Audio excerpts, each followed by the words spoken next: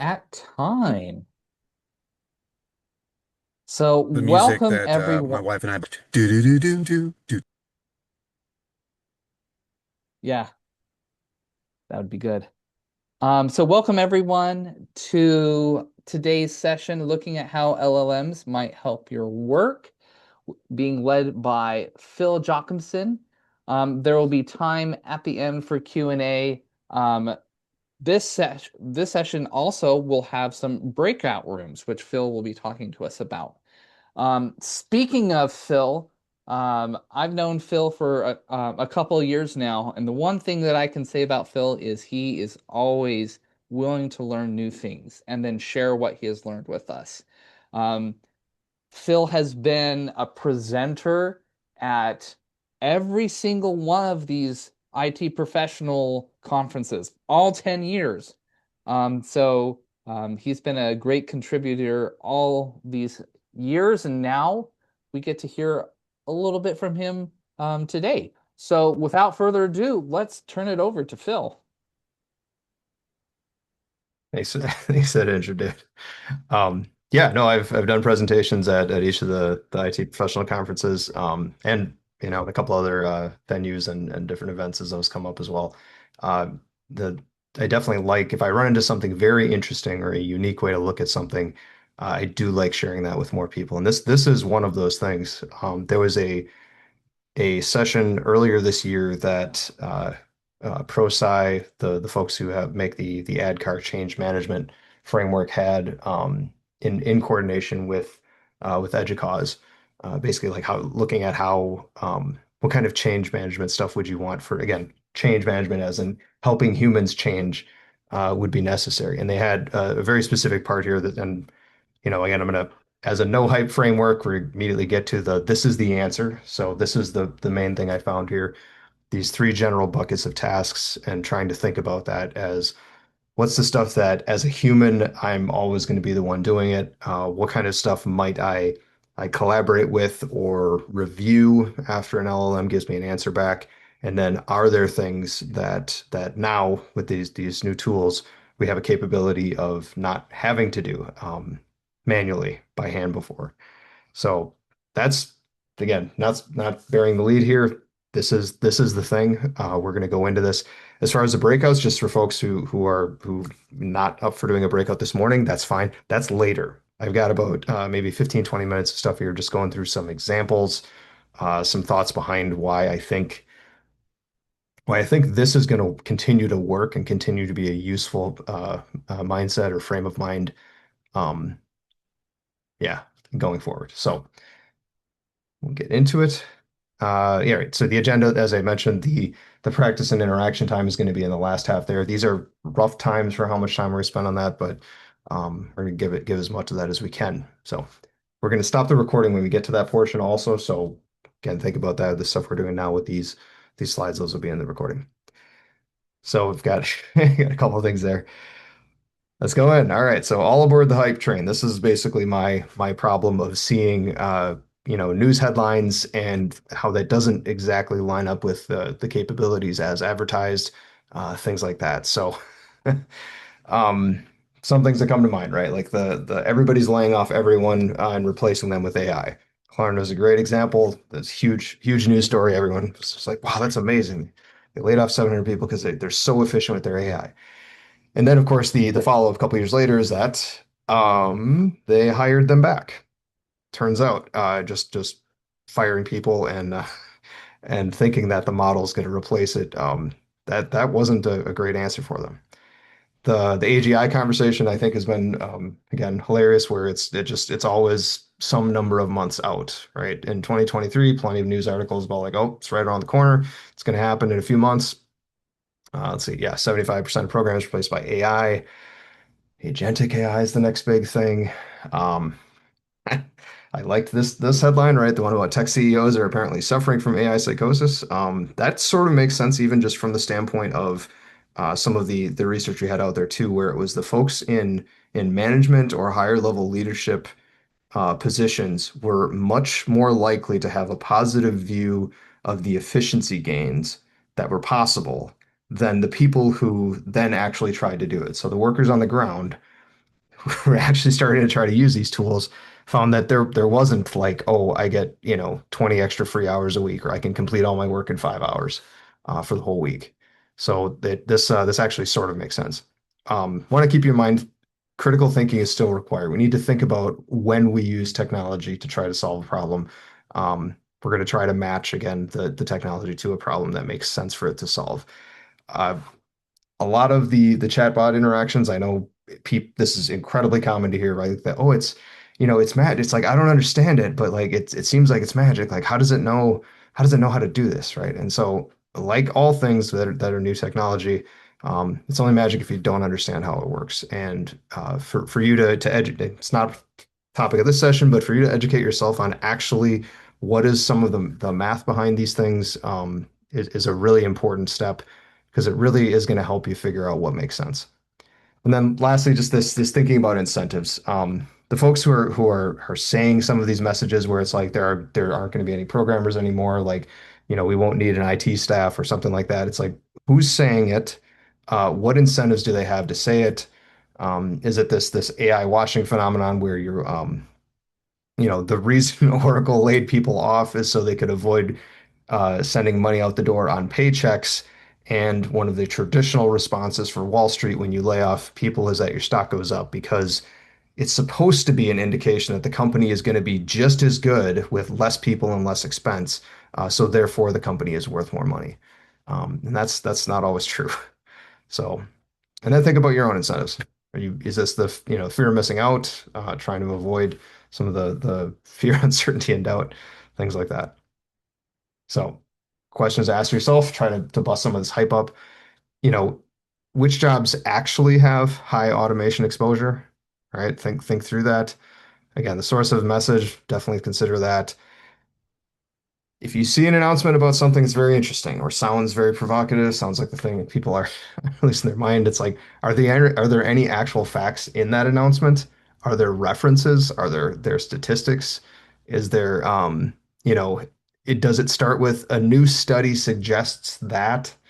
And go find the study. Like, is that actually what the study suggests? And is it a suggestion? It's not even a thing done, at a higher level of proof. So incredibly common in the last couple of years that we've just seen what had been reputable news sources all over the place, just parroting exactly what an AI company press release was. So keep stuff like that in mind. All right, let's move on. So we want you to move towards action and learning, right? I don't want you folks to be stuck in this like, I don't know what to do it. And again, this problem of, if you've been told that AI is for everything and no one's going to have a job, like you don't know what to do, right? It seems confused. Like where would you even start? So we want to try to have you folks move through this. Don't leave your brain at the door, please. And right, think so if you once you've learned a little bit about what an LLM is and what it can do, how it's created, how it works, being able to, like we do with many things, pick a technology that makes sense to apply to a problem that it's actually well suited to address. Um, and so go for that. I know some folks who have done the just try everything, like just see if every task that I do at work, like does it if I just try it with an LLM, does that help? I'll caution you to say that that is an interesting experiment because you might be surprised by how useful it is. But if you're doing it just because they said that everything can be done, you might be a little bit disappointed. Now, as usual, this is a fast-paced area, but I think if I think through the last couple of years, this framework would have been useful 2 years ago, 3 years ago, and should be useful in the years to come, because what we're doing is we're of course moving tasks from things that I might have assistance with, and as models improve or as we find better use cases for things, there might be more that fall into that automation. Like, can it do this entire thing for me? Again, that we'll talk to this. So there's three buckets again. My work. So human-centered things that cannot be replaced by a human. Stuff that I think of, like actually meeting you folks in person or having a conversation online with other humans about things, right? Some building trust, developing campus relationships, working with customers to try to figure out what they actually need. Like there's a lot of things that are going to be squarely in the human realm. And it's never not going to be that. With me work, there's some amount of dependence for an LLM. The idea is that you're doing something collaboratively. This I know there's folks like that have phrased things like you're using it as an assistant, or that you're maybe like an intern, something like there's some ideas like that, and there's some areas in there. And then the LLM dependence, the forming work, which is, are there things that we can actually delegate to it that actually make sense, or that even though there are hallucinations, that the risk of it getting it wrong doesn't mean that we've done something tragic, like unenroll all students from a class or something. Um, to think of again the build of this newer again prior to the launch of ChatGPT, quote unquote, most things were over there in that realm of my work. So thinking like as a new set of tools appear, there can be more things that go into the next bucket, and then more things that go into the next bucket, right? Um, if you picked a model up now from 2022, this could the divide of what you would actually be reasonably delegating to the thing would be considerably different than it is today. And that's probably just going to keep happening, right? If we keep getting better and big, if better and bigger models like are able to do more work without making, with making less mistakes, there's still going to be mistakes. Um, that's going to be pretty useful. So I think, like I said, I think this is a pretty decent way for me to think about it. And I think it's gonna happen. So if you think about like, oh, if agentic AI is a huge change forward, it's like, well, no, it just means that maybe there's more things that go under that forming work column, right? So and then right, the hype is that all tasks for work are have it do it for me, and that's why and that's not true. So just right off the bat, that's not true. And this, like I said, this is the most even-handed thing I've ran into that talks about that. Again, human-centered tasks. Uh, so a few examples here, right? The with me work, something like assisted things, a first draft, sometimes some summarization, something where it's human in the loop. I'm going to be reviewing the content that comes out of there. And then knowing that these are non-deterministic systems, right? Like I don't necessarily get the same answer every time. What kind of things, can I put in there? On that note, again, it is important to mention that there are ways to do automation that have deterministic outputs. From a technology person standpoint, one of the ones that come to mind is that there's a lot of things we put into continuous integration and delivery pipelines for software development that we actually want deterministic outputs. We want the same answer every time. We want, the linter to tell us that our formatting is wrong or that it fixes our formatting, and we want that the same every single time. And that's different than providing a chat experience as a customer, right? I might not, as a customer, I might not say the same thing every time. And it may not say the same thing in response every time. All right. And then some other thoughts here, right? Are there certain tasks that you have that require a very high attention to detail, that require a high level of accuracy? Think about busy work. There's a bunch to be said there. Um, and then again, part of the like not leaving your brain at the door. This is I don't have a great way to describe this, but if you think about what you're trying to get done, are you going to be better at your job, more effective? Are the customers going to be happier, et cetera? Um, if you have gone through and done the hard work. And I guess I'll give one example. So if I was a brand new student in like elementary school or middle school, it's possible for me to open up a chatbot and ask it to write me a paper, right? But if I knew that college is a good thing, and even just jobs require skills like with language to be able to either speak or to be able to write concisely. And that I need to be able to create, compelling bits of whether it's emails or writing papers. I am going to be better off having done the hard work of learning how to go through the process of writing, of drafting and reviewing. And that's just one example. Programming would be another one, right? Like in theory now, I don't need to learn any languages at all. And I can program in all languages now equally or something, right? That's the pitch. Um, and if it's something where I'm going to be better off having done the hard work then I need to be actually still doing that, right? Um, and then back to the non-deterministic part, if you think about what tasks could be delegated, and that is, for me, it's like I think of, all right, if there was someone else on our team who I could have do this, that would be like my starting frame. Now, inside of that box of if it's another human I could delegate to, there's going to be a smaller box that is like maybe if I can figure out what kind of guardrails or what kind of guidance I'd be able to bound the task, maybe that's something that could be delegated to a model. And I do love this quote from Peter Drucker, just thinking about busy work. There's, there's definitely some articles I've read where it seems like the whole thing that they're trying to do is they're like, the reason you're going to be so much more efficient is all those reports that you don't care about doing and that are drudgery and are just busy work. You're going to be able to automate them. And there's nothing so worthless to do well as to do well that which does not need to be done at all.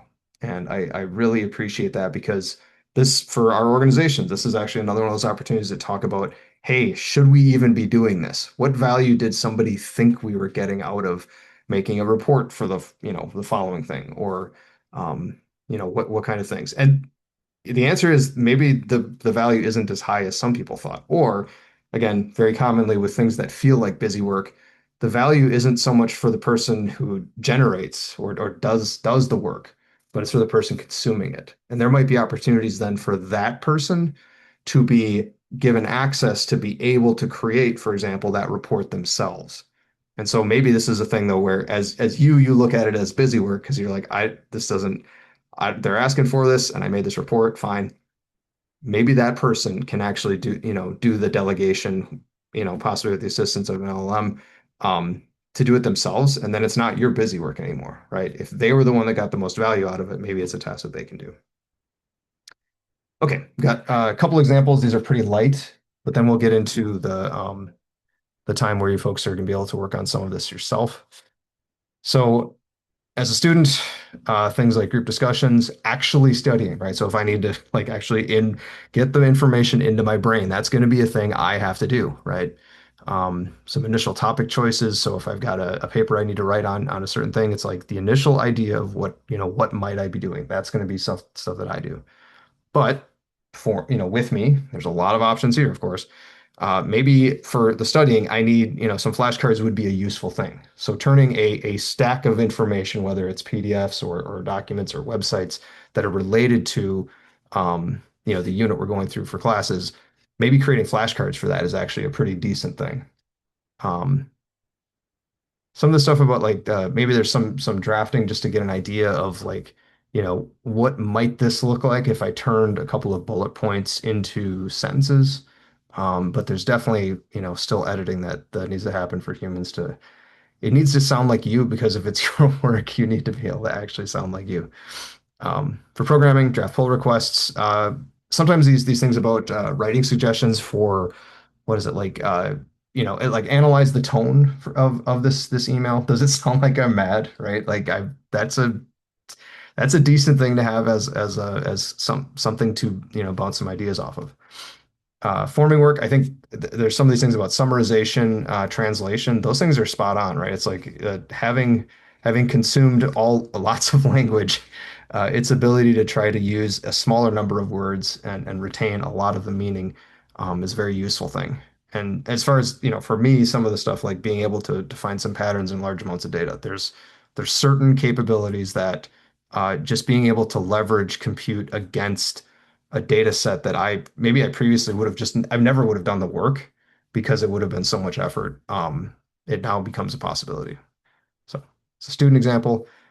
Just as a musician, gonna throw that one in there too. I had a little harder time trying to figure this one out because uh, I don't know. It's just there's something about this. I have a hard time wrapping my head around it. But my work is like actually practicing an instrument, actually, singing something like that, right? Actually doing a performance, having some initial ideas about what I want for songs, things like that, and then get into the with me work. Maybe I've got an initial a melody, but I don't really know what I want to do for backing or accompaniment, and maybe that's something I could have it do. Rhyming suggestions, again, just having consumed lots of language, suggestions about that it has about how stuff rhymes. Great idea. Transcription would be another one too. Like so turning audio voice memos of me singing a melody into notes on a page or into MIDI information, for example, that could be something. Um, some kind of conversion stuff, and then even just maybe this thing about the formula work, like maybe just researching popular song topics if people are interested in. So cool. Well, that's what I have for the presentation portion. And again, if this morning, so this solo practice time, we're probably gonna stop the recording here, but this is gonna be you folks have a couple of minutes to just think about um, what you might do